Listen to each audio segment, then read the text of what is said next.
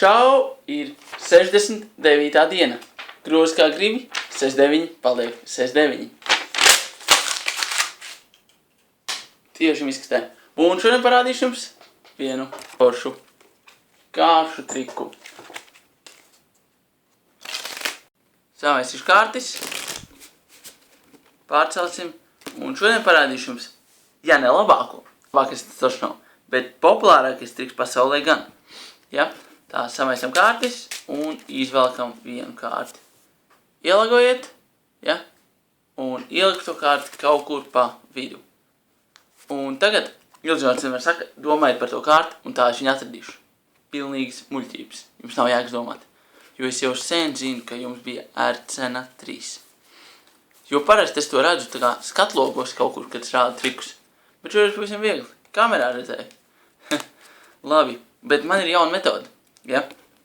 Redzat, samaišu kārtis. Samaisīsim. Tagad izvilksim kādu kārti. Teiksim šo te. Ielagojiet. Un ielikšu to kaut kur kavas vidū. Tā. Un samaisīsim kārtis. Un es šīs kārtis ielikšu kastītē. Ja. Tā būs man vispār grūti tikt klāt viņām. Tā, aizvērsim ciet. Un man nav nevis, kur jūs kārts ir. Bet tagad domājiet par to kārti. Tikai tā es viņu spējuši atrast. Muļķības. Jums nav jēgas domāt. Bet, ja es kratu, viena kārts tiek ārpus kavas. Jūsu kreica karalis. Un viss pārējās kārtis ir kastītē. Un kastītē nav nekāda cauruma.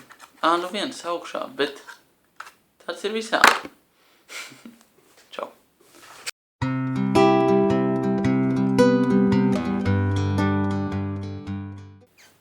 Dēls jautā tēvam. Tēt, vai zināji, ka citās valstīs tu pat līdz kāzām nezini, kas ir tava sieva? Dēls, tā ir visur. Līdz rītam.